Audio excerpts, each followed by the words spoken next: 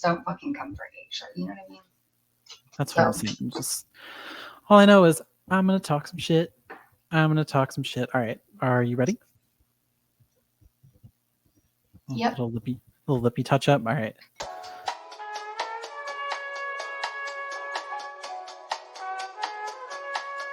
Going up.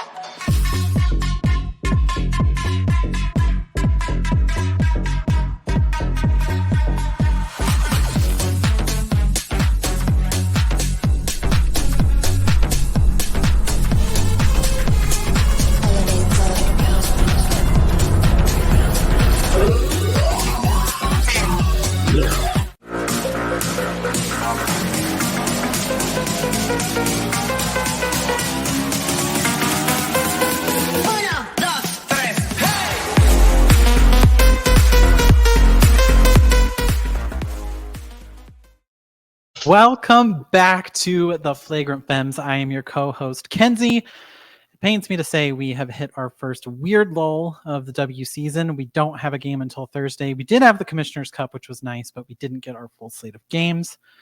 So I guess I'm going to lay some more floor and work on our home office, but I'm going to do it sad because I'll miss our games. Maddy, what on earth are you doing with your free time? What are you going to do? Well, last night I watched Game 7 of the Stanley Cup Finals.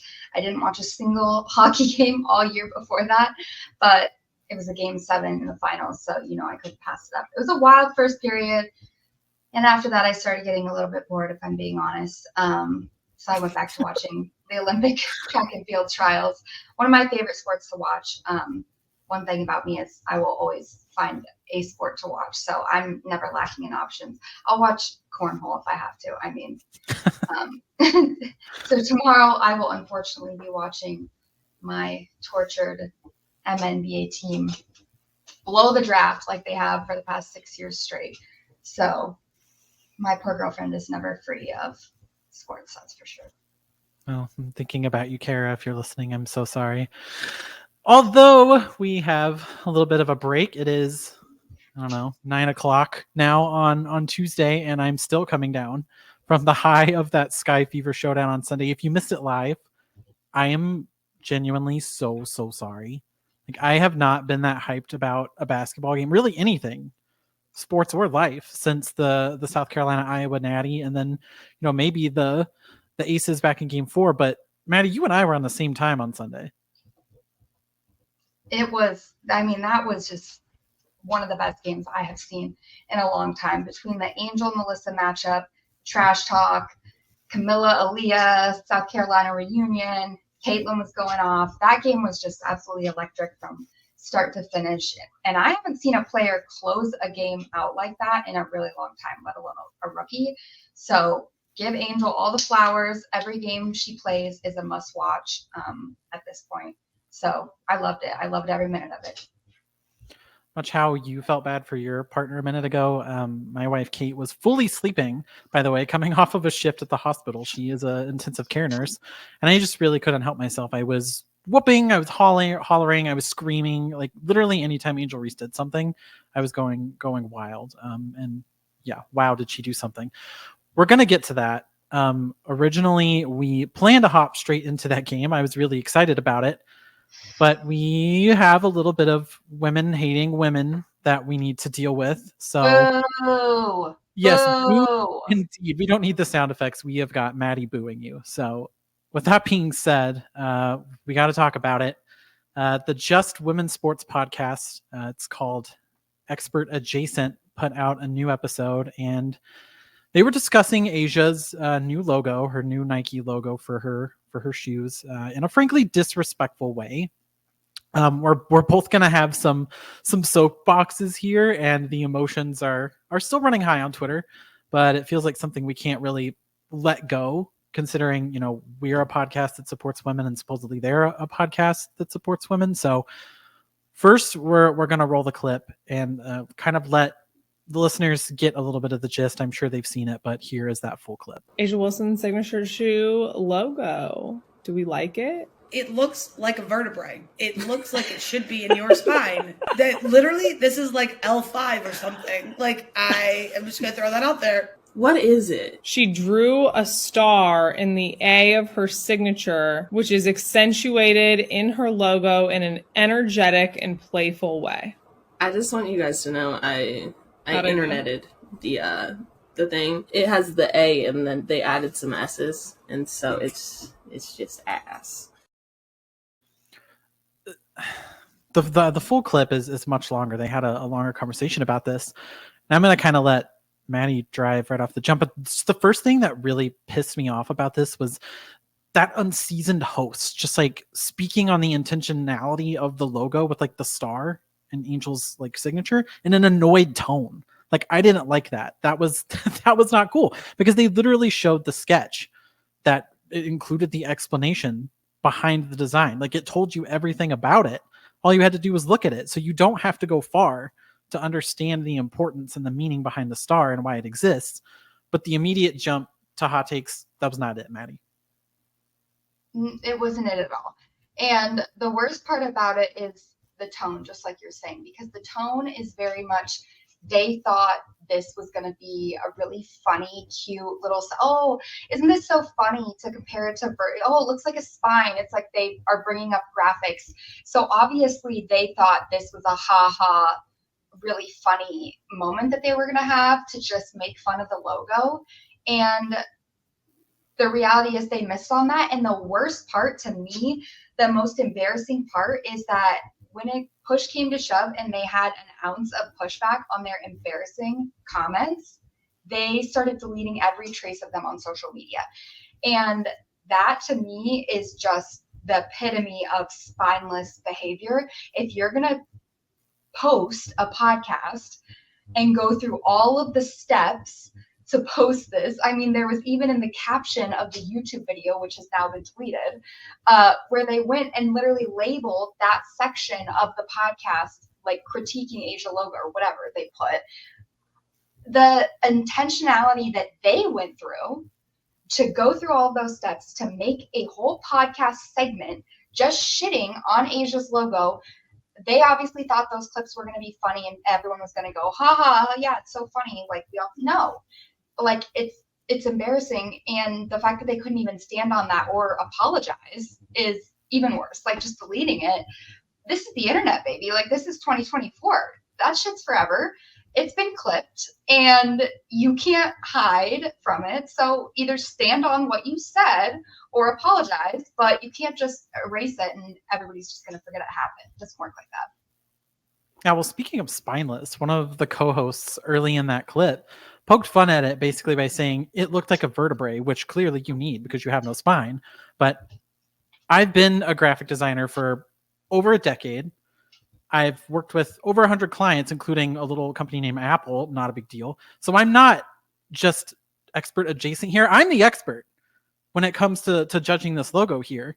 And all you have to do, very simply, is just look up at her necklace in the picture. Look up at Asia's necklace in that picture where she's wearing the shirt, and you can see the amazing practical application of the logo. Like, I feel like that white shirt didn't really do what it's going to look like in actuality justice.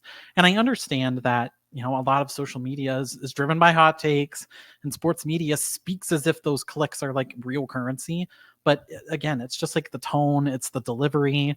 Like, the jokes just like seem to come from a gross place, no?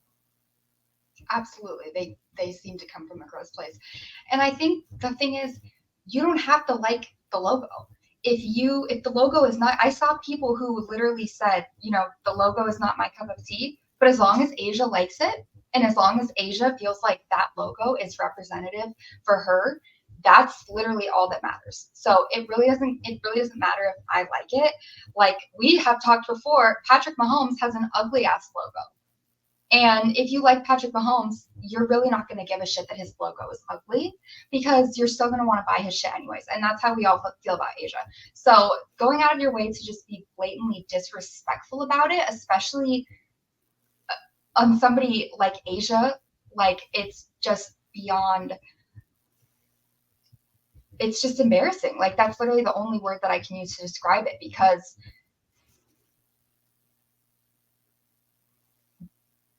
Asia does absolutely nothing to want. I can't even formulate the words to describe how much it pisses me off, because not that any player in the WNBA would warrant this type of behavior, especially from a company that claims to support women. But Asia Wilson literally does nothing but support women and does nothing but uplift the people around her. So to pick her of all people to attack and like come down on and just be disrespectful towards is just is disgusting to me.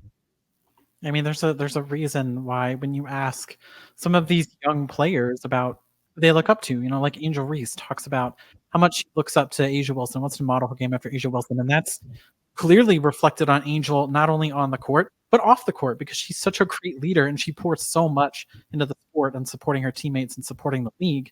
So yeah, I mean, like you said, I genuinely don't understand, of all the people you want to gripe at and make fun of and have a problem with, it's Asia Wilson. Really? Of all the people? Regardless of that, I'm going to give each of us a chance to have a soapbox here, like they said. And I will let you get us started because we're both licking our chops, but I know you definitely are. All right. I mean, right off the bat, you said it. I would like to know which experts exactly that they are adjacent to, because nothing about the segment, I watched the entire segment before it got deleted. Nothing about that segment gave expert to me. Not one bit of it. I mean, they didn't even do hating well. And if you're going to hate on the logo of one of the most famous athletes in the world, frankly, you'd better give a good fucking read. And all you could come up with, the only thing you could come up with is it looks like a vertebra, and the ass, like, oh, it's an A, so you put two S's after it. Like, I'm sure Asia's never heard that one before. Give me a fucking break. Are we in middle school? I mean, come the fuck on. This is embarrassing. And frankly, it shows a fundamental misunderstanding of your audience. If your organization is called Just Women's Sports, you'd better understand that the women's sports community is a sisterhood and we don't play when someone comes for our own. I don't care who you are, what organization you come from. If you're going to talk shit about a female athlete, we're not going to play nice with you. Just Women's Sports has posted tweets of mine in the past, but there have been criticisms for a long time, if you've been paying attention, particularly from Black women on Twitter, about the lack of diversity in the coverage from Just Women's Sports. And so that's been, and this is not like coming out of nowhere from them. This is coming from a place where people have been critical in the past. And this is the problem with not having diversity in your media organization. This is why we talk about the importance of having diversity. Because when you have a podcast that is all people who look similar for the most part, that's going to create a blind spot where you don't recognize what you're saying. And I think this podcast is the epitome of privilege, first of all, to have a podcast like this on a media platform where the joke is essentially that you don't know what you're talking about, I guess, like, which is fine. Obviously, I've never claimed that I know what I'm talking about. I'm just Joe Schmo. Like, I don't know. But to come from a place where you actually do have a platform as a media organization, and to have statements in your bio that are stating literally, this is a quote: in a world where women's sports have been historically underfunded and underpromoted, Just Women's Sports exists to shine a light on all the stories, athletes, and moments that define and fuel the space.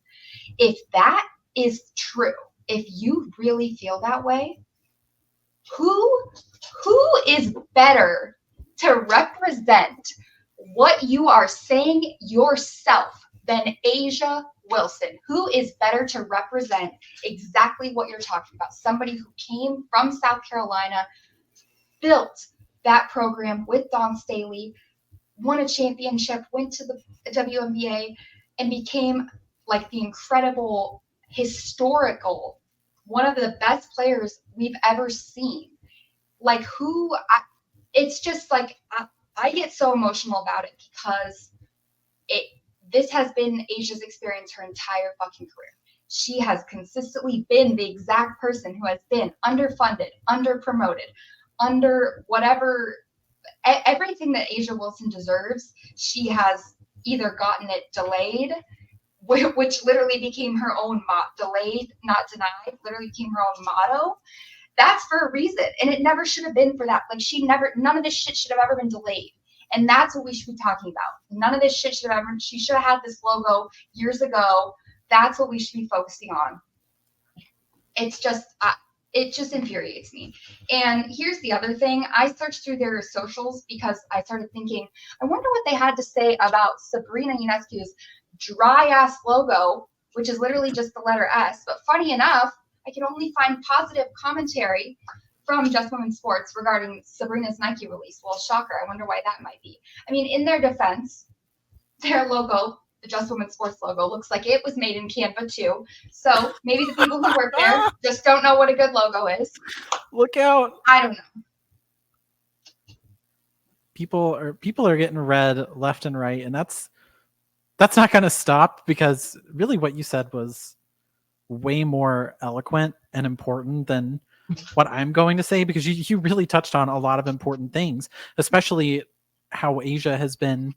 I mean, we've seen this from a shoe to MVP awards. She's constantly denied things that she's fully deserved, and it's just kind of a systemic issue, and you see it here with Just Women's Sports now. So like I said, you were way more eloquent, and it was a lot more important than what I'm going to say, but I'm going to say it anyway.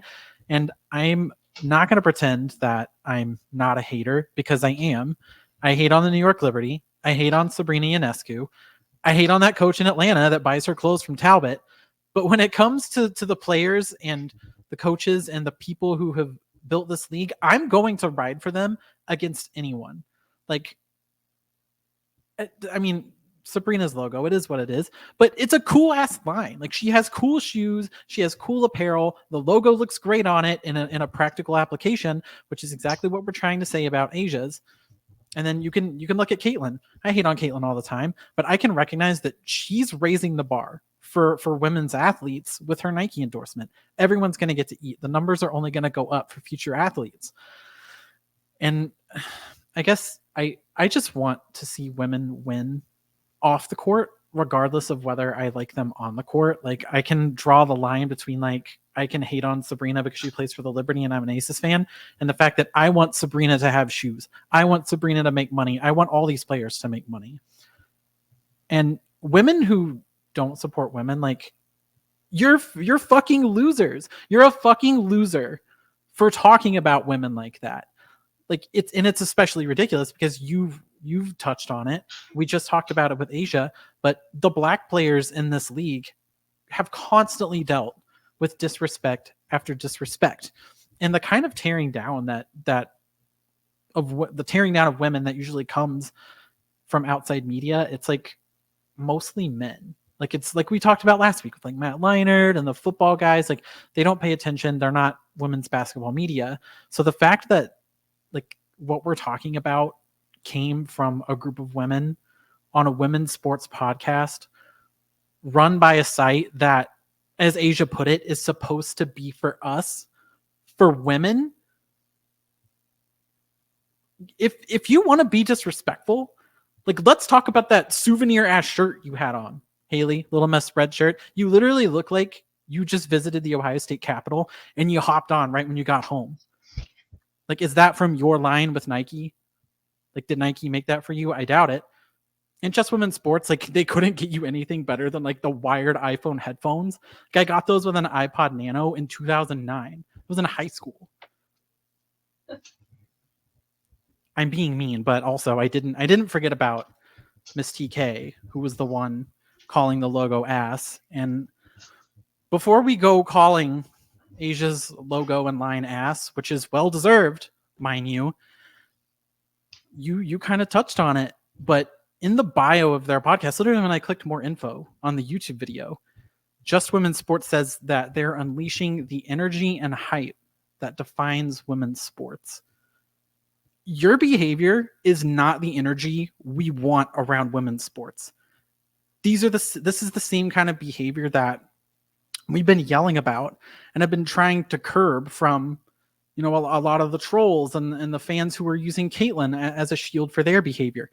This is not the kind of energy we want in this league. We want to build these women up. We want to support all of these women. And the only hyping up that you did was hyping up an entire group of people against you and your podcast, because people online are not happy with you. That's going to reflect on you. It's going to reflect on your podcast, and it's going to reflect on your website. So last thing I will say is that a flagrant 1 if you pop her in the face, or does that become a flagrant 2? If you talk about my girl Asia like that again, y'all are definitely going to find out what a flagrant 2 is. So let's clean it up. We are all very eagerly anticipating your mayonnaise slathered apology. We cannot wait for it. If you're really about it, let's not just put out the normal release. Let's do some real apologizing. But No notes app. Yeah, no notes app. If I see a notes app, I'm not going to be happy. Okay, moving on. We just went on people for a good 10 minutes. I hope everybody enjoyed that. The good news, well, we did have discourse, unfortunately, but the good news is that we didn't have Caitlin Clark discourse, which is incredible because we're 4 episodes in, and 3 of the 4 we've had discourse. So light the candles, ring the bells, pop the champagne bottles. I finally got to tweet fast and loose about Angel Reese being the Rookie of the Year frontrunner. I received hardly any pushback, and I count that as a sign that we finally made it. So you said you were hype. I was hype. Maddy, did we witness the WNBA's Game of the Year in June? Listen, that game is definitely taking the cake for me right now. I mean, what an absolute masterpiece. I know there has been a lot of talk about this is the new rivalry and they're trying to make this into a rivalry. And I agree. I think it has absolutely all the makings of a great rivalry, just not in the way that most people are presenting it, which has been very much Reese versus Clark again.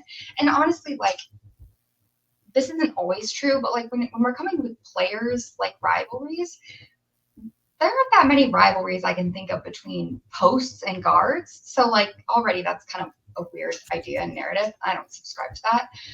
But if you think about it, these are 2 teams that are geographically very close together. It's a 3-hour drive from Chicago to Indianapolis. There's history between players on both sides.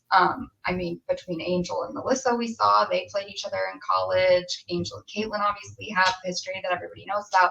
There's lots of other players that also have history between each other. These 3 games this season between the Sky and the Fever have been decided by a combined 10 points. So we have had close contests. These players have just been going at it. There's been spice. I mean, what more could you ask for? I don't remember if it was at halftime or before the game, but the pregame show crew was talking about is it a real rivalry or not? And I can't remember who it was that said it was, it's just based on the media. But like you just said, they're geographically close, which is kind of a natural way to form a rival. But they also just have so many other things going on so many other levels. And speaking of one of those things, Angel and Melissa Smith, their battling was real television. It was real basketball. Every single time they came down the floor, they were battling, they were chirping, they were just constantly yelling at each other.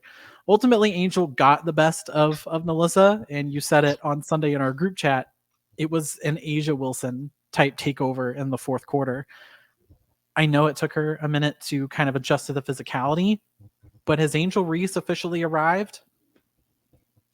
Oh, honey, she hasn't just arrived. She has arrived. She has already put her stamp on this league. She has had 8 straight double-doubles. That's the 3rd longest streak in WNBA history.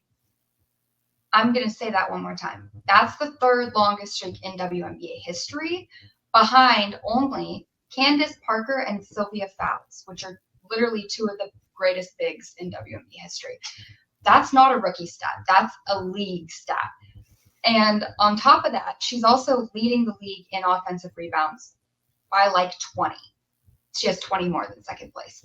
So I think Angel has arrived, and I've just been absolutely blown away. I can't overstate how impressive her consistency has been over these last 10 games or so. I think she's absolutely going to be one of the best bigs in this league for a long time. When I love basketball. Like it's easily my favorite sport, but there's just some players that like I find such immense joy in watching, like Chelsea Gray and Asia Wilson, and the joy that I experience when I watch Angel Reese play is the same kind of joy I experience when I watch Asia play. Like the contact, the footwork, the clutch buckets, like it's all cinema. It's all basketball that I love to watch. And after the run that she's had on this rookie record double streak, I'm fully confident in my belief that she's the front runner. Like I know I was tweeting about it and being funny about it, but I do think she's the front runner right now to win Rookie of the Year. I do realize it'll be a battle because she will not go down without a fight. There's no doubt about that. But I don't think it's silly to think that Angel not only has a shot at winning it, but is the leader in the clubhouse at the moment. Is it? I don't think it's silly at all. I mean, I think it's definitely still a close race at this point, but personally, I would give Angel the edge right now.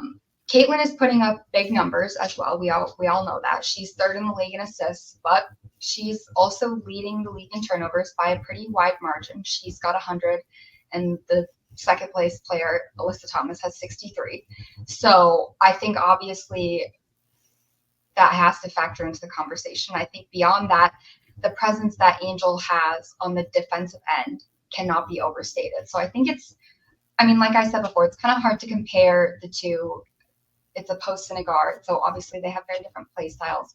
But I think Angel's consistency and her dominance in the way that she has been so well-rounded between her rebounding, her defense, and her offensive performances, I think I would give Angel the edge. But yeah. So although Caitlin, I mean, she kind of looked like Iowa Caitlin out there. She was hitting some wild threes like she did.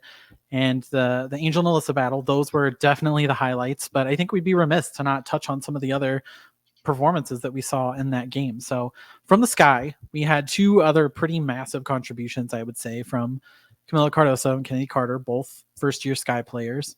Camila, another light work day, 16 and 10, double-double, easy money for Camila.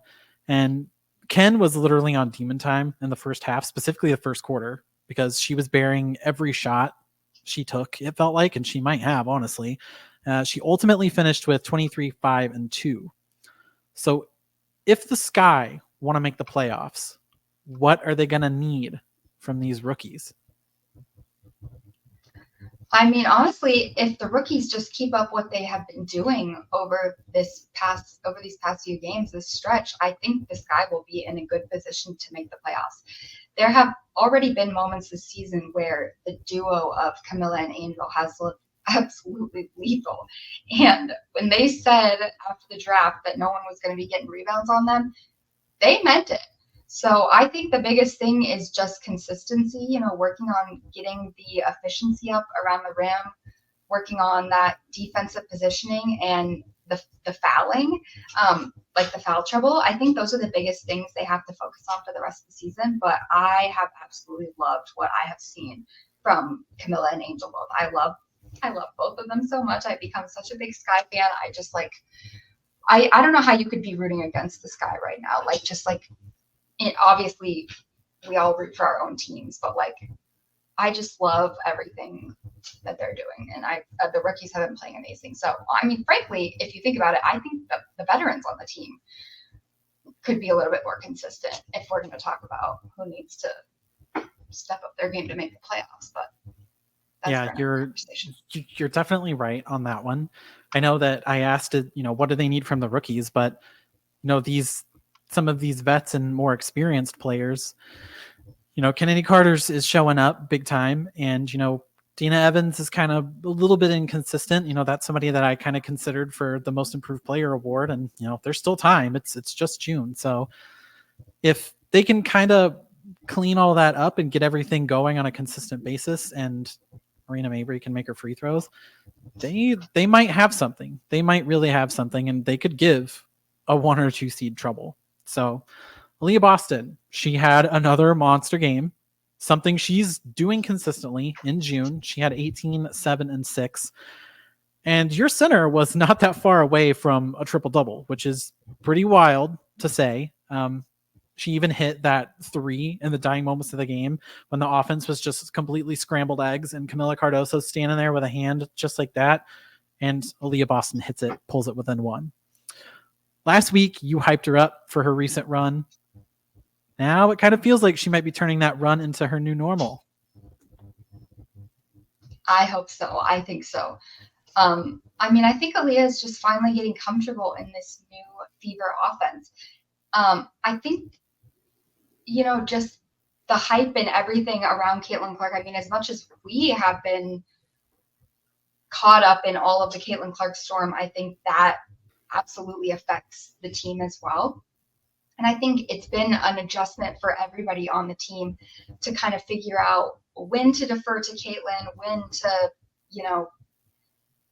take their own shot. Like, it's just hard figuring out a player who is as heliocentric as Caitlin was when she came from Iowa. It's just an adjustment period for everybody. So I think that was natural. But there were times when it definitely felt like Aaliyah and some of the other Fever players were deferring to Caitlin too much. So in June, she's averaging almost 2.5 fewer field goal attempts compared to May. And wouldn't you know it, the Fever are 6-3 in June compared to just 1-8 in May. So I think ultimately it's a combination of factors, the time spent together. And I also think, once again, Christy, I guess, finally remembered that Aaliyah is one of the best post players in the W, and running through the offense actually worked pretty well for them last year, despite their record. So hopefully they stick to it and they give Aaliyah the ball more. That's like all I can hope for, but my girl's killing it. So love you, AB. Christy Sides, you coached this team last year. You already know how to use Aaliyah Boston. You can figure it out, I promise. So again, if you missed this one, I am very, very sorry. Please do yourself a favor. If you have not watched it, go watch it from start to finish. The Fever, they had just an amazing consistency in the first half. They took every punch Chicago threw. And then they collapsed in the second half, and then Angel Reese's takeover happened. I'm not going to forget this game for a long time, if ever. Also, just side note, I saw somebody on Twitter say to check Marina Mabry's phone for the FanDuel app. Y'all gotta chill. Y'all gotta take it easy, but somebody actually may need to look into that. Anyway, we did have our break in regular season action. However, we got the Commissioner's Cup final, as we mentioned, on Tuesday night. And you called it, Maddie. You said that the Minnesota Lynx were going to win. They did. They pulled out a 94-86. I put 80. I don't know what's going on there. Win over the Liberty at UBS Arena, not at Barclays. Last week, I talked about the bench depth of the Lynx going up against the talented starting 5 of the Liberty. And the Lynx held up their end of the bargain. They had 21 bench points. New York had 9. And a wild 15-point performance from Sandalissini. Like, who are you? I was talking to a friend during the game, and they were like, I love when a random just pops in and like just changes the game. And that is definitely what Sandalissini did. So what, for you, Maddie, was the ultimate difference in this game? Ultimately, when I look back on it, I think really it just came down to execution. When you look at the box score, it was actually kind of weird. Both teams had exactly the same number of field goal attempts, exactly the same number of three-point attempts, very similar free throw numbers. But the Liberty had 20 turnovers to the Lynx 11.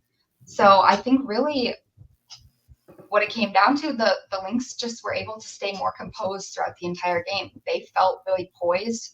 Even late in the game, Stewie went on a 9-0 run by herself and cut the game to 1. They were able to regroup in the timeout, came back, got a big bucket. They were right back in their groove. And so, ironically, the team that hadn't been there before was the team that, to me, looked more prepared for the moment. Yeah, the thing that's really scaring me about the Lynx is that they look very calm in the face of adversity, which is probably one of the more important attributes you want to have as a team going into a playoff. So the Lynx, they might be onto something. I don't know. We'll see. I was super excited to see a couple of MVP hopefuls in Fish and JJ go at it. Nafisa stole the entire show, at least with the post play. I'm not really sure what it is that was holding Jonquil back, but she kind of seemed passive, not really looking to shoot, and that was definitely reflected in the box score as she only took 3 shot attempts all game. Are we talking about a completely different result if Jonquil is more involved? I don't know. I mean, it's hard to say. I definitely think the result could have been different if JJ was more involved. I mean, she's been looking so good recently.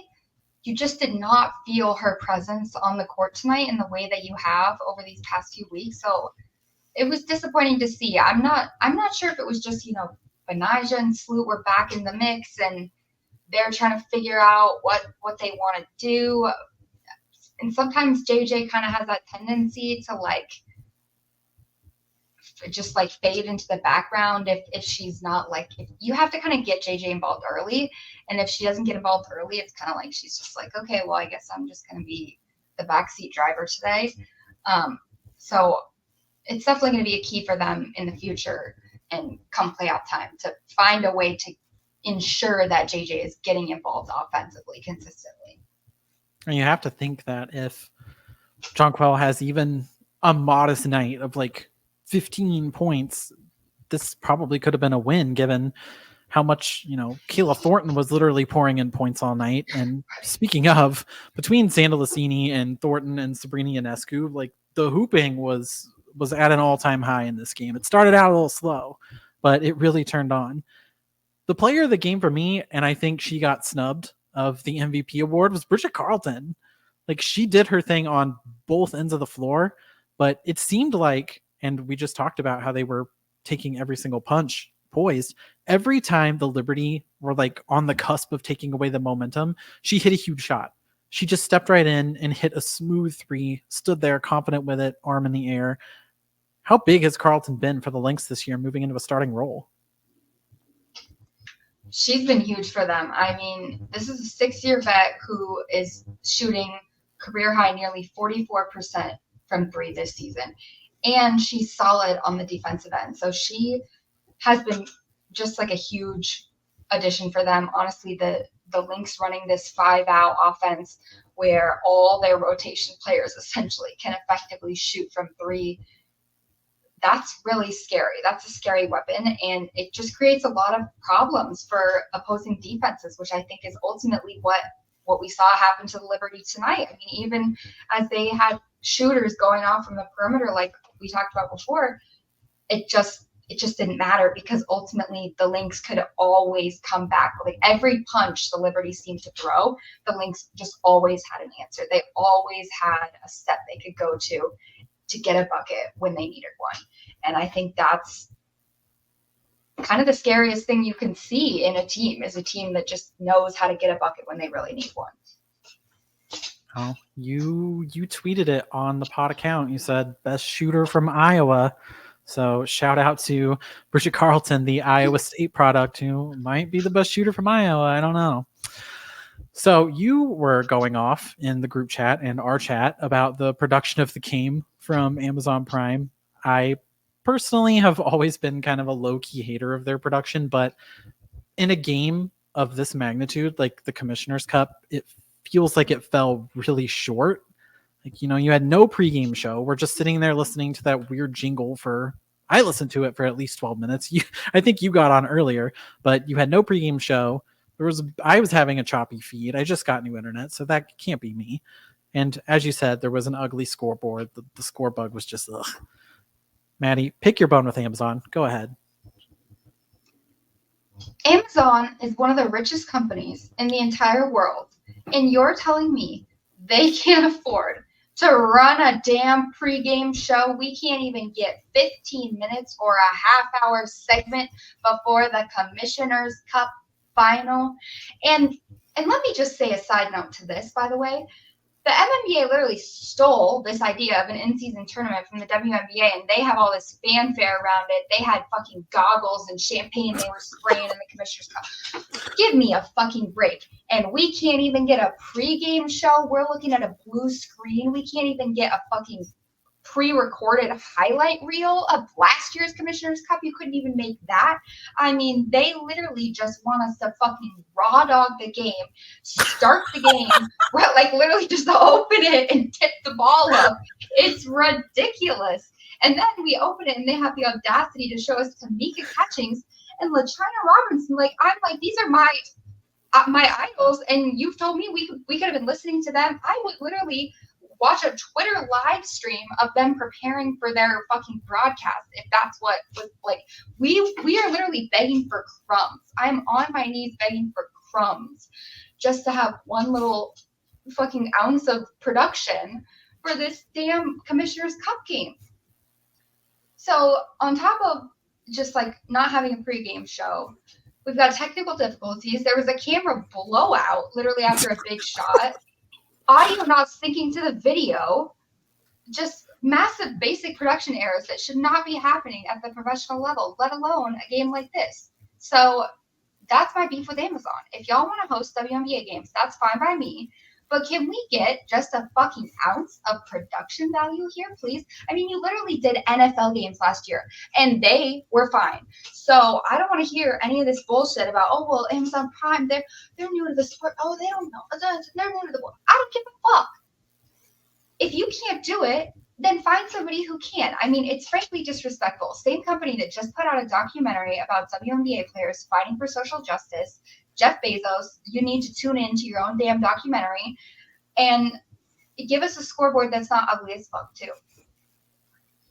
I literally worked in minor league baseball, which is a notoriously understaffed just place to work, and I had to run cameras sometimes, and my intern was the one that directed the show, and my intern would even yell at me when I had like the brightness blown out on the camera before he put me on the screen. So if we can be doing it with like a staff of me and 3 interns, Amazon, you can figure it out. And also there's plenty of talent in New York alone to host a pregame show.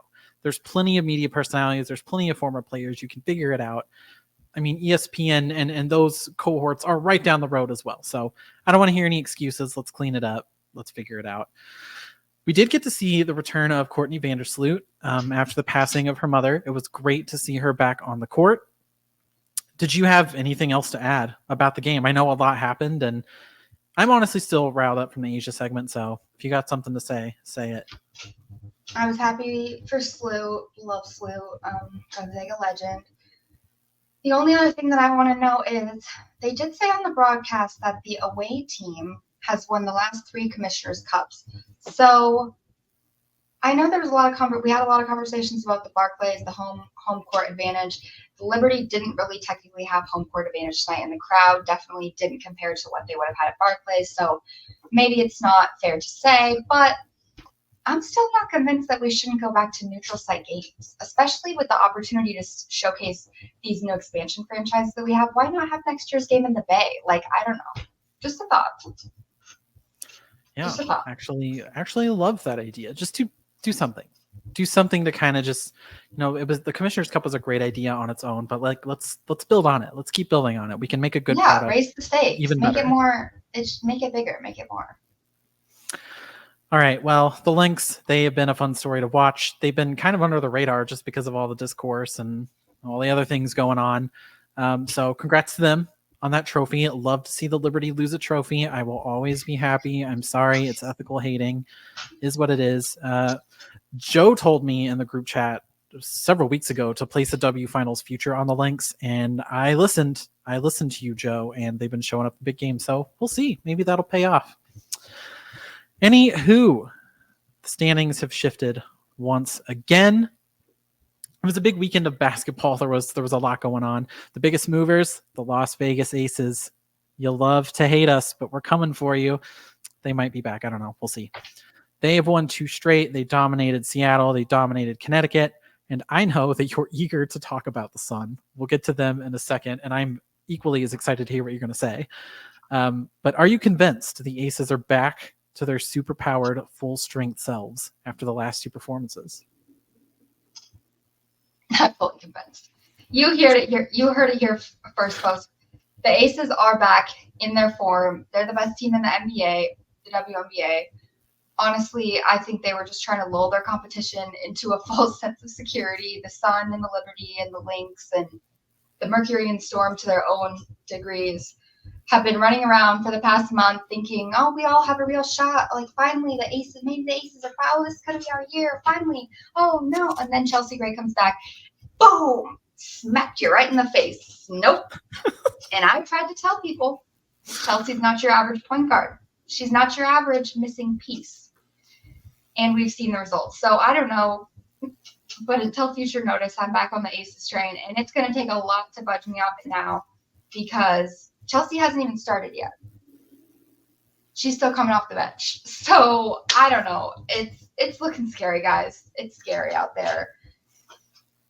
I honestly had a bad feeling that something deeper might have been going on just because just injuries, illnesses, adversity. There's just a lot going on in that locker room. But Chelsea Gray comes back, plays 10 to 12 minutes a night, and all of a sudden the world beaters again. So there you go. Sorry, everyone. Season's over. Time to cancel it. I did want to say it was really funny. I can't remember her name off the top of my head, but from NBC Sports did some power rankings and caused a little bit of a stir when she moved the Aces straight up to number 1, which I'm pretty sure they were in like the 8 or 9 spot, and everybody was so mad. And she had a good point. She said, I'm not going to wait for the Aces to catch up in wins. I saw what I saw. I'm good with it.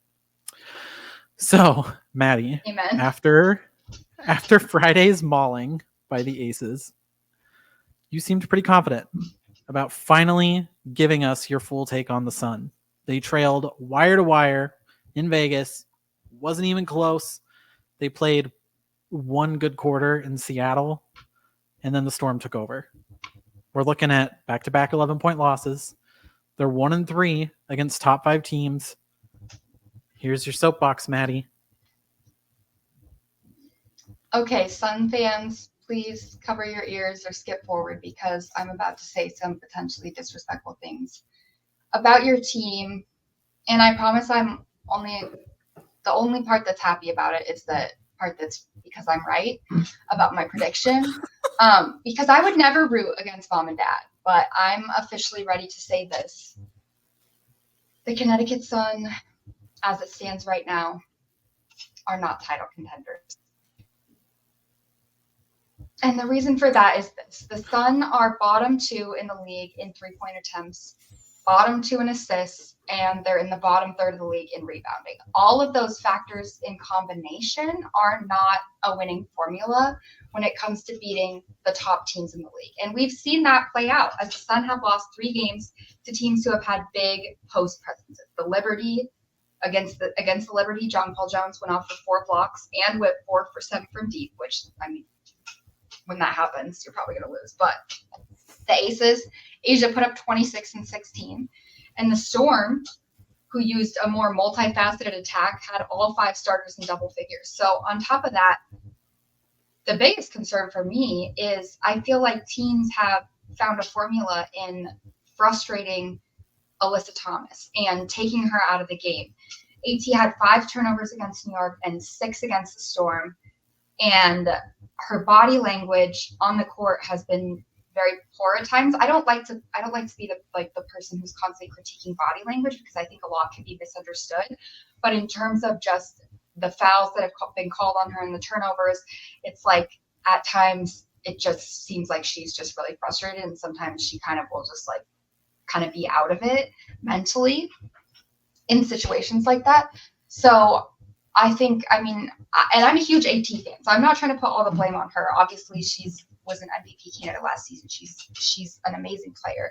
But I do think ultimately the Sun just don't have enough as it stands to make it through an entire playoff run with the talent that we have in the top half of this league. Without 3-point shooting, rebounding, or ball movement, what do you really have? 3-point shooting is so important in this league because it's like almost a great equalizer. Like the way that Phoenix launches threes can keep them in games, and it wins them games at times. So it was a little bit puzzling to me to A, not keep Beck Allen, and B, not go and find more 3-point shooters that can add to your bench.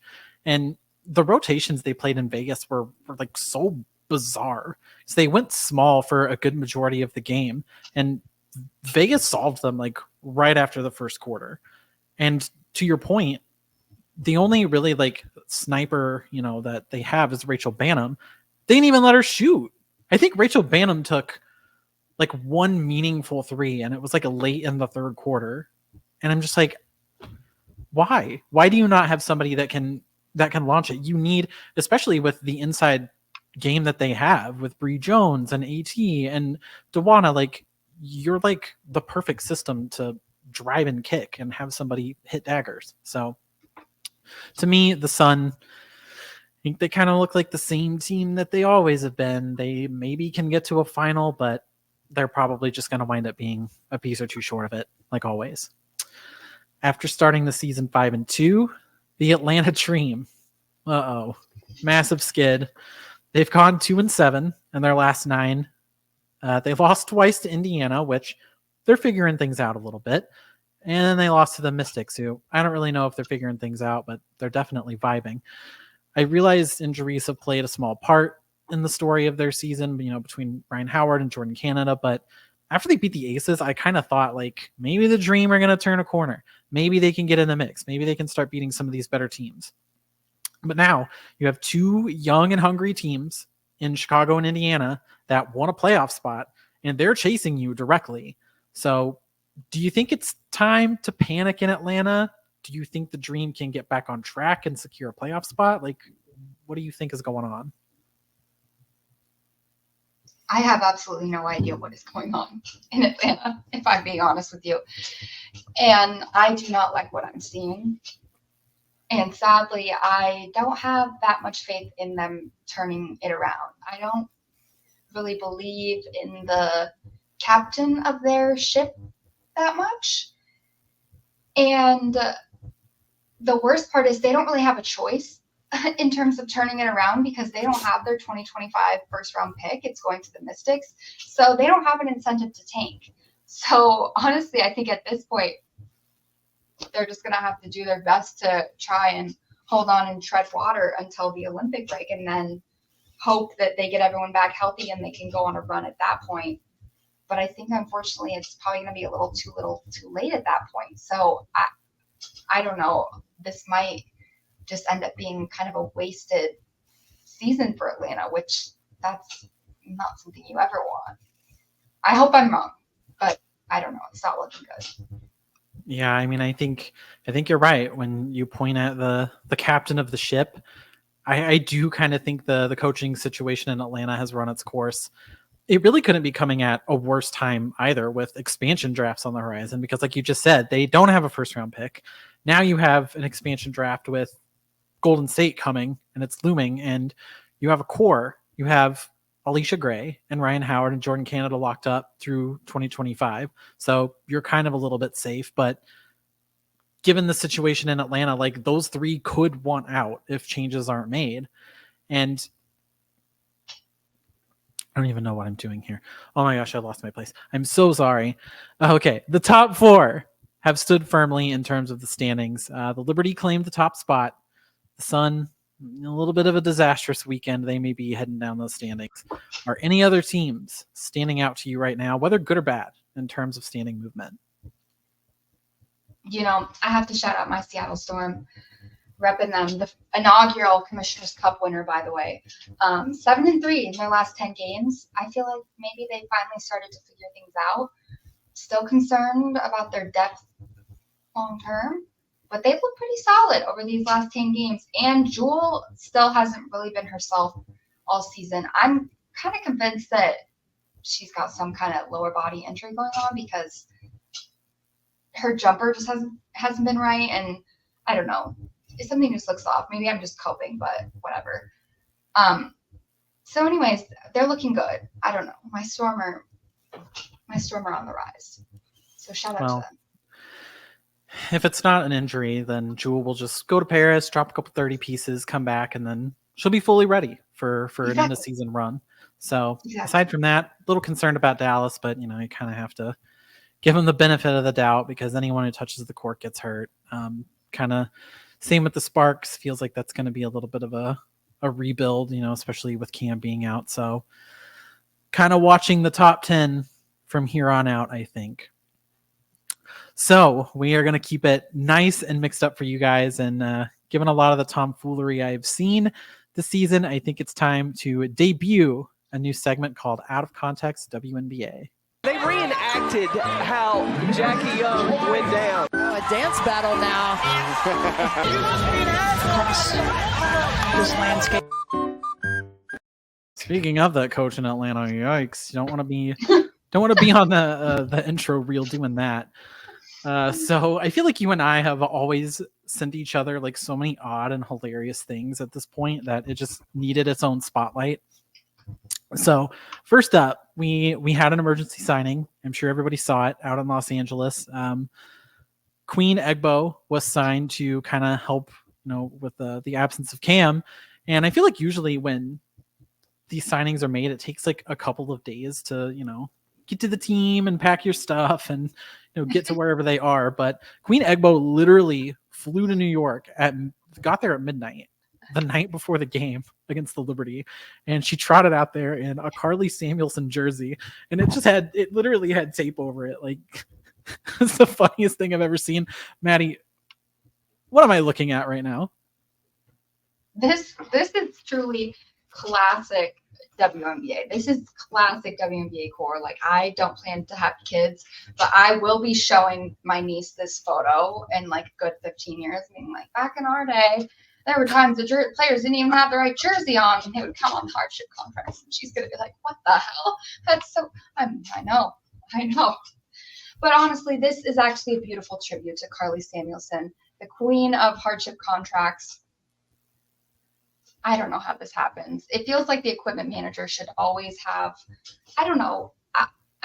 They should always have like a blank jersey and some extra letters on hand or something, right? I don't know. Kathy probably wouldn't give them the budget for that. So maybe I should blame the equipment managers. Whoever is ultimately responsible for this, whoever's at the top of the jersey food chain, come on. This is a professional league. Can we please get a little bit more serious and prepare for these situations so that Queen Egbo, who has flown across the country for her hardship contract, doesn't have to trot out in a taped up Carly Samuelson jersey? Like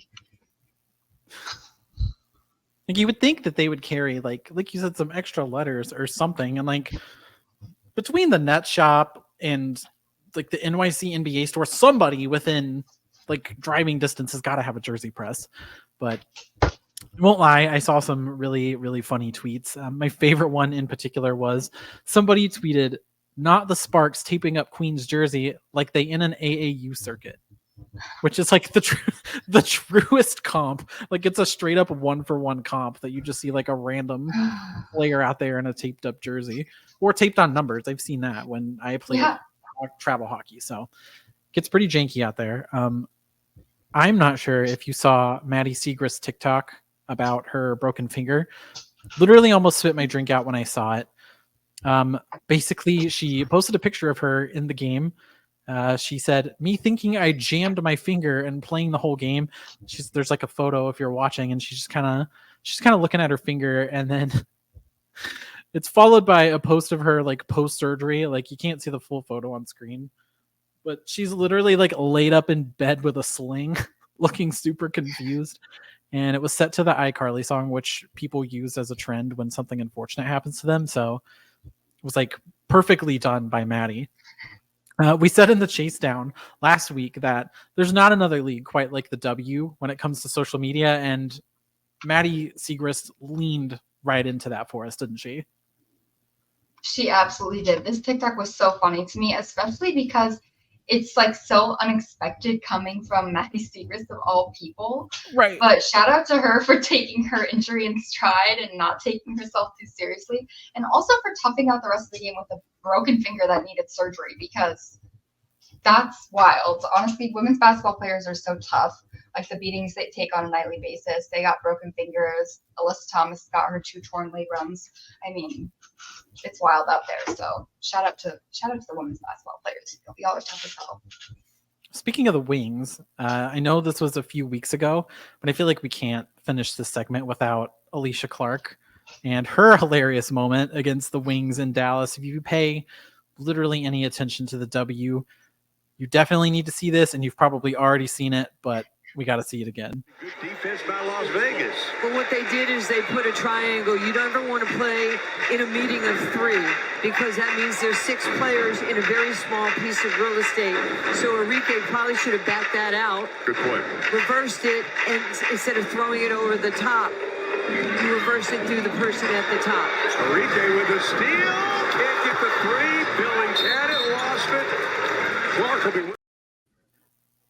The absolute confusion from Kelsey to Becky to Enrique was true comedy.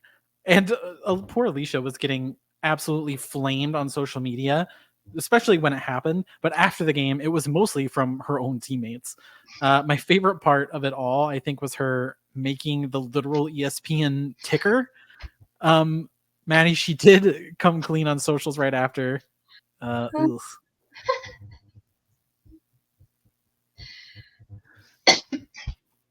Listen, this moment was absolutely hilarious, and it will definitely go down in the WNBA Twitter Hall of Fame. Honestly, I feel a little bit bad for AC because you could just see her face. Becky's yelling in her ear. She's telling her one thing, and she's getting there. Becky runs back, tells her something else. So you can tell she's just getting super confused. It's probably loud in there. She's like, I don't know where I'm supposed to be. She's not even looking at her. She's still got her ear glued to Becky. So it's just like watching a car crash in slow motion and then seeing her reaction the way AC runs back down the court and tries to get the ball. It's just absolutely comical. It gets me every time. It never gets old. This feels like something I would have done in my basketball days. Yep. So, felt in shout her. out to AC. I will partly defend AC by saying that usually when she inbounds the ball, especially in that spot, like Kelsey or whoever it is that's receiving it is usually right there. Like that's how it always is in Vegas at the home games. And I don't know, just wires get crossed, people are yelling, people are loud, and you make some mistakes. I don't know, is what it is. But you know what? We still love you, AC, and you gave us a memory we'll never forget. You are going to be underpaid. I utilized a descriptor that I certainly should not have. Well, guess what, Monica McNutt? I could have done less. Hey, anyone want to buy a wet blanket? Shh, Maddy. Do you hear that? It's the sweet, sweet sound of peace and quiet because the fanboy men are finally quiet. And listen, men are men, and we still have a segment to do, but it was so lovely on my Twitter timeline because it was quiet, it was peaceful, there was no discourse. Nobody was in my mentions, the pod mentions, no one. It is time for our wet blanket of the week, and despite the lack of that Caitlin Clark discourse this week, I did find a terrible take that deserves a little bit of shame. In addition to the shame he already received.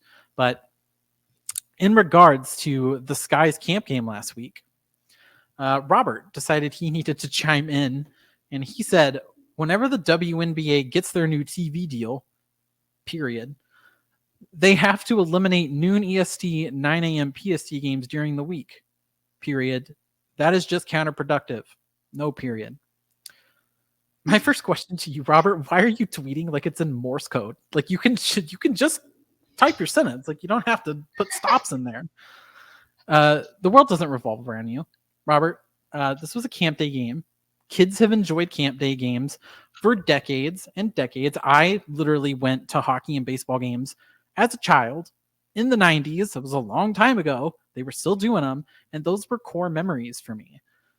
And like also, this is just an opportunity to introduce kids to the WNBA and start their fandom at an early age. And also, this may be the only chance that some of those kids get to see a professional sporting event because they're very expensive. It's hard to get to downtown Chicago. Tickets are expensive to go to any sporting event. This may be their only chance. So just think with an ounce of perspective other than your own, Robert, please, for once. Okay, Maddie, Please. we've got your tweet now, and somehow no Caitlin Clark discourse, but still found it. But here we are. And we knew it was coming, so I don't even know what to say, but we have Tyler here. This just convinces me further that these women basketball players hate Clark so much that they would rather opt out than have her on the Olympic team. And to prevent that, they blacklist her from the roster. First of all, Tyler, Caitlin Clark and Cameron Brink play completely different positions. Literally. And there's actually already a guard who can't play defense on the 3x3 team. So there really isn't a spot open for Caitlin. And even if there were a spot open for her, she actually isn't even eligible to play on the 3x3 team because of the Olympic qualification requirements. So that's the first 2 strikes for you, Tyler. The third and final strike is you blaming this on the players hating Clark, which is already nonsensical because they don't hate her. But second of all, last time I checked, the players don't decide who makes the team. They don't get to vote. So I don't even know what to say about this. Y'all literally want Caitlin Clark to be oppressed and maligned so badly so that you can mold her into this perfect poor white girl victim.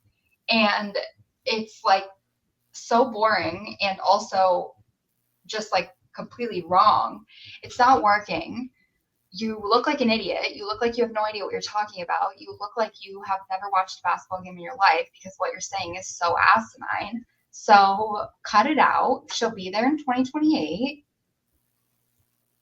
Relax. And you're not even going to watch the 3x3 anyway. So, like, literally, I'm so tired of hearing about this shit from guys named Tyler. If you're not going to be up in the trenches with us at 3 a.m. watching the 3x3 game against Malaysia, then I don't want to fucking hear from you, Tyler. And we already got a photo of Haley Van Lith fighting for her life in a game, the famous this one. I don't want a photo of Caitlin Clark doing this with like the 6'2" Latvian standing in the background after they won. I don't want that. So we need to send a little bit of size. Like let's be real. Let's just be real, guys. Parker, the block shot by CP.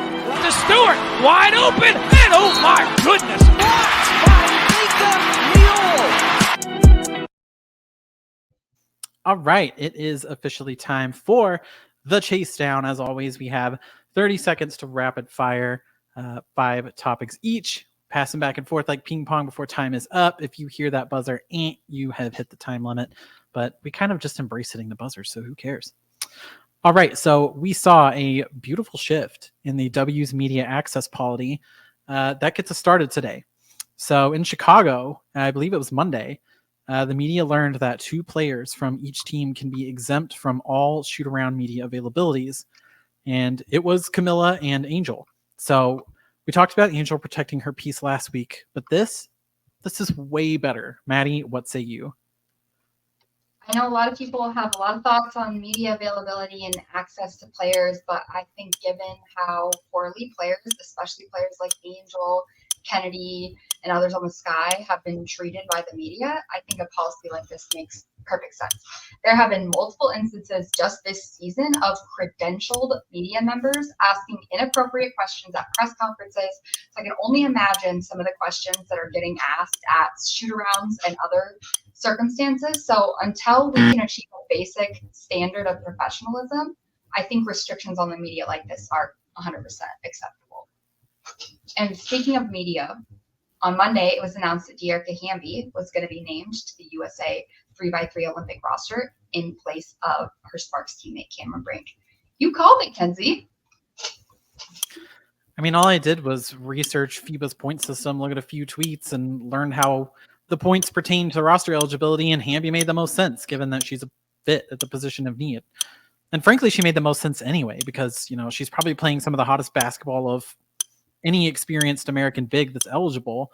So hopefully she can do Cam proud. She can bring home gold. And all we need to know now is what is going on with Ryan Howard. Can we please, Atlanta, get a non-vague update for once in our lives? Earlier this month, Sportico released their initial franchise valuations for WNBA franchises. What stood out to you the most about the rankings? Well, I'm no business expert. The only thing I know about valuations is from Shark Tank. But with that being said, the only thing I can really think about when it comes to these rankings is, wow, those are really big numbers. That's a lot of money. That should be going into the players' pockets. So when we talk about franchises, they're worth more, and why that is, there's a lot of reasons for that.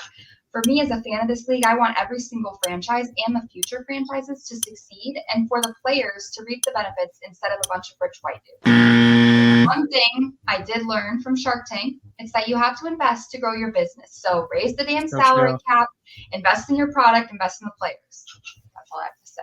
So true. So the tweets were flying off the shelf on Sunday as all 4 scheduled WNBA games tipped off between 3 to 4 p.m. Eastern Standard Time. The W is finally getting the viewership it deserves, but are the tip times becoming a problem for viewers? Shaking my head so hard, my head literally might fly off my shoulders. Not even men's sports are immune to poor scheduling. Like NHL fans, we've been suffering for years dealing with this. So I don't know what goes into the scheduling of these things, but what I can say is that clumping 3 tips together at 3 p.m. followed by the game of the day at 4, that's horrendous work. We literally could have had a banner day of basketball. All you had to do was stagger at 12, 2:30, 5, 7:30. There's zero reason a West Coast game should be tipping at 2 o'clock with 2 other East Coast games. Fix it. Sleepy Kathy. You can't even hear me call Kathy sleepy over the buzzer. It makes me so upset. All right, Caitlin Clark. Shining star on Sunday against Chicago, but with all those cameras, fans noticed her shrugging, being a little visibly frustrated with her teammates. Is her attitude becoming a problem, or is this just normal on-court behavior? I think Caitlin Clark's attitude has been an issue for her entire career. And if we're being honest, the only reason it isn't talked about more is because she's a white girl from the Midwest. Throughout her entire college career, there are countless instances I could think of where she displayed poor behavior on the court. I mean, she was literally cursing out her own father on national TV just a few months ago. And her own coach, Lisa Luter, joked in a press conference about having to give her texts in practice. So she definitely has some work to do in terms of controlling her attitude on the court. The media pulled a fast switch up on Monday, tweeting up a storm about Angel's performance. Notably, football analysts Emmanuel Acho and Robert Griffin III were seen hyping up Reese despite negative tweets about her just the week before. So what's going on there? I'll stop you right off the jump and with Acho and say the dude's an ass clown, like Texas Longhorn, boo, boo. He's pretty much the Tamu version of Stephen A. Smith, but he has no knowledge of the sport other than football, and hardly that. RG3 is my boy, admittedly, but like I can't let him get away with switching up on Angel. Physicality on Melissa was like tenfold of the horrendous foul that was on Clark. So watch the games, reflect on your behavior, and go from there.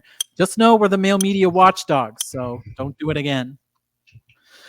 All right, so a fan called out Camila Cardoso on TikTok Live for, quote, fucking up his parlays. She responded perfectly by saying, stop putting me on your parlays, god damn it.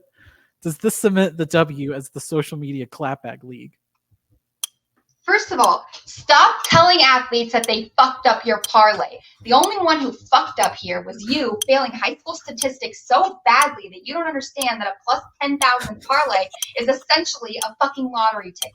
Sports gambling is a disease, and y'all need to call help. Call 1-800-GAMBLING, because while you couldn't hit a single free throw if your life depended on it, you're over here bitching my girl Camila out. Leave her alone.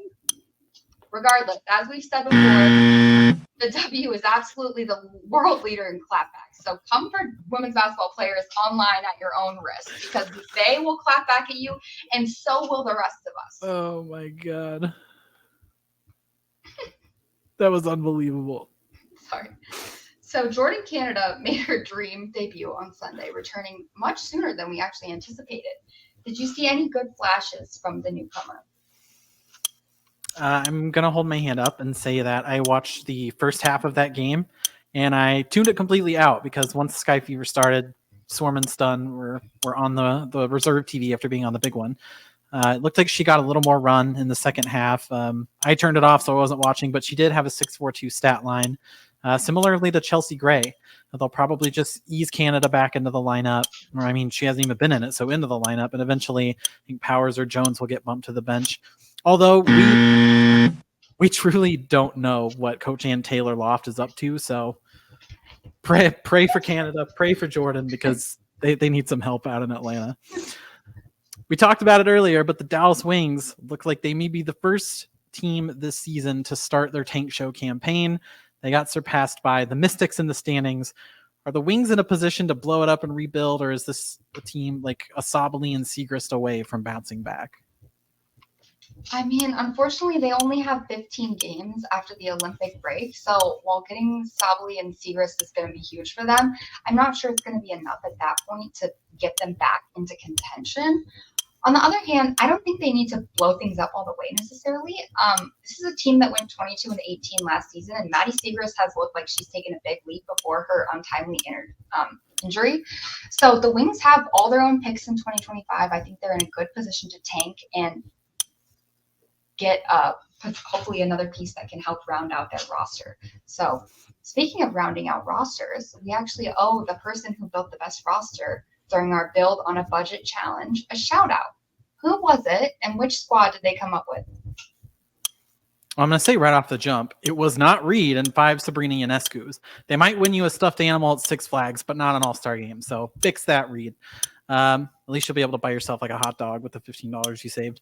I think my favorite squad was it's at Takira with a bunch of H's. Ezzy was at the 5, Brian at the 4, and then Courtney Williams, Kayla McBride, and Arike Agumbawale. It's a lot of buckets, and that 5 in Ezzy is crushing it right now. So shout out to Kira. I'm a big fan of the squad. I feel like it's almost tradition at this point to just get buzzed at the end. Speaking of the end, we have made it to the end of another episode. We are 4 episodes in. I just wanted to give a shout out, like an overarching shout out to the listeners for hanging out with us. Hopefully we're doing it for you so far. And if we're not, you can direct those complaints to our feedback liaison, Reed, who is at Pac-12 Reed on Twitter. I'm totally kidding. He's not our liaison, but he's an Oregon fan. So feel free to harass him if you want. Maddie, anything to add or say to the people?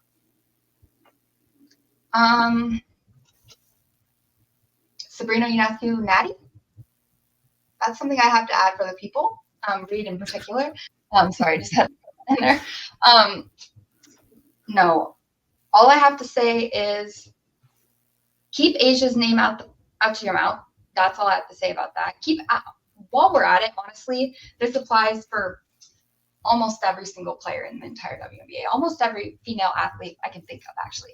Keep all their names out of your mouth. If you don't have anything nice to say, keep your mouth shut. That's what my mom always told me. Some of y'all really need to hear that. And yeah, that's pretty much the main enchilada. Well, that's good advice, because a lot of y'all are talking fast and loose and not in a good way. So look at us, like an hour and 17 minutes of women's basketball talk, and not once did we do anything controversial. So take notes, explicitly close or explicitly adjacent or experts or whatever your podcast name is.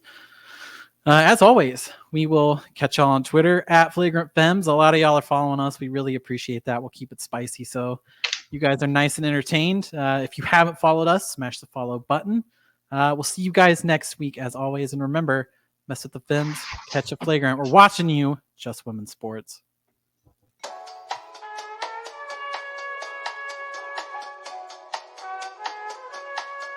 Going up.